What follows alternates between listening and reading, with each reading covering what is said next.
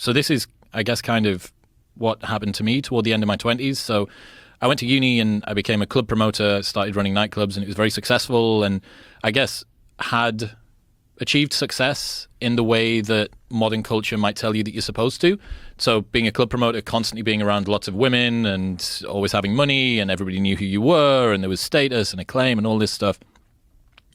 But then it felt like I was thirsty for something and I didn't know what I was supposed to drink. There was something, I thought, like, is this really all that life's got to offer me? Standing on the front door of a nightclub and getting people drunk on £1 Jaeger bombs. Not that that's nothing. I loved the business that I ran. I had a great time doing it. But it felt like there needed to be something more. And I went on reality TV, a blue tick on Twitter, and free charcoal toothpaste, and all of that stuff, right? Like, I did the full thing. And then came off and thought, is this really all that I've got to offer the world? And the problem was that I'd taken the rules of what life is supposed to be, of how you're supposed to enjoy yourself, of what is supposed to be valued, that it's supposed to be weekend warrior, it's all about the girls that you're sleeping with, or the money that you're earning, or how many people know you.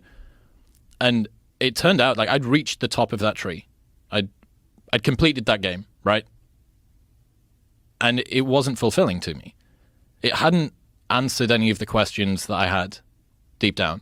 It really, really hadn't. So I started asking different questions. I said, well, look, if I've done everything that I'm supposed to do in terms of social norms from a working class guy, the northeast of the UK, what are you supposed to do? You're supposed to go out and do all this stuff. And then I went and did the Champions League World Cup final, which is going on Love Island, one of the biggest reality TV shows in the UK. And that still didn't satisfy. Okay, like there's something wrong with that. So I started consuming stuff like, this is a great time, 2016, 17. This is the advent of Jordan Peterson, you with conversations with people like Sam Harris, Alain de Botton from the School of Life, massive influences. Because for the first time, I was being told as a young guy that there are different things that you can value. Stuff like truth, right? Virtue, integrity, honesty, doing something that's hard and worthwhile, not just doing something for its effect. I think for a long time, I judged the value of my work based on how other people interpreted it. So I'd outsourced my sense of self-worth to everybody else. I was playing a role, right? And it's kind of like I didn't feel love, I only ever felt praise. One of the reasons for that is because the thing that I was doing was just me playing a role. Like I wasn't being Chris Hemsworth, I was being Thor. I wasn't being Gladiator, right? I was being Russell Crowe. And it took a long time for me to deprogram all of that. It took me a very, very long time. And from the outside, you go, well, it's a guy that's got the club stuff and is doing modeling and reality TV and things like that. And from my side, it was so vapid and hollow, and there was nothing there for me. There was nothing there that I wanted at the end of that really, really mattered. And then I started the podcast Modern Wisdom like 4.5 years ago because I wanted to speak to people that might have the answers.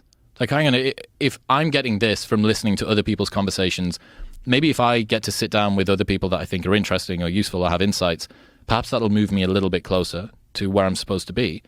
And over time, 4.5 years and more than 500 conversations or whatever, every single time there's just like a little 1% that just moves you, a little 1%. Here's an insight, here's an insight, here's an insight. Here's something that comes up during a conversation. Here's some discomfort about, you mentioned about listening earlier on. I always wanted to interrupt. If I didn't speak on a show, if there was silence ever, I would presume that it's because I wasn't interesting or the guest wasn't interested in me, or maybe the audience would think that I was stupid or whatever. I was always outsourcing my sense of self-worth to what other people were thinking about me. And that was a byproduct of how I'd lived most of my 20s. And it took a long time for me to deprogram that, to think, okay, find somewhere firmer for you to stand. I think that's why I brought up the masculinity thing earlier on as well. So I'm like, look, I can feel very comfortable in myself chasing something that I want to do, my intellectual curiosity, right? Finding people that I resonate with, having conversations that I really care about how to engineer human DNA so that it can survive space flight because there's tons of radiation. Never going to use it, right? Probably not going to get to go to space, probably not going to re-engineer my DNA. Fucking fascinating. I want to know about that. And every single time that I leaned into something that I wanted to do a little bit more, it reminded me of the direction that I was going in. And that was the drink that I was thirsty for. the first time that I got a message that says, "Hey man, just wanted to let you know I listened to the show, and like I'm a rugby player from the northwest of the UK, and I don't really have anyone around me that understands me. But dude, when I listen to you and your friends talking, it feels like someone gets me. It feels like I'm in the room with you." And I was like, "Holy shit!" There was this guy came up to me at Body Power, which is like a fitness expo. It's like the Arnold Classic or whatever, fitness exposition, and it's all of us with our tops off, lifting weights and fucking about and doing stuff. This is a while ago now. And he came up, and I'm trying to be the, super masculine weightlifty guy, still just doing his thing.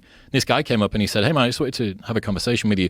This podcast that you did, it made me realize that I hadn't really dealt with the death of my father." And this guy breaks down in front of me and said, I was lost, I was alone, my wife and me didn't have a connection, and blah, blah, blah. And basically, this one insight that he got from a conversation changed it, and he's weeping. And then I start weeping. I'm like, fuck's sake. I'm supposed to be like the super testosterone guy that's, the Love Island-y thing and the blue tick and all of this stuff. And then continual interactions like that made me realize that all of the bravado and all of the front that I'd put up and all of the who did you sleep with last week, or what's the girl that knows your name, or how many followers have you got on Instagram, they were hollow. But there's so many people that are chasing that. There's so many people who see that as their primary source of value. And other people's heads are a wretched place for your self-worth to live. Absolutely wretched. You're constantly taking your sense of self-worth as an abstraction of what other people think about you. And it took... it's still an ongoing process, but it took 4.5 years of constantly speaking to people 3 times a week, every single week, having a conversation, researching, looking at whatever it is that they might have that would help me a little bit. And it's been such a huge change, and dispensing with those previous values has been a big deal for me.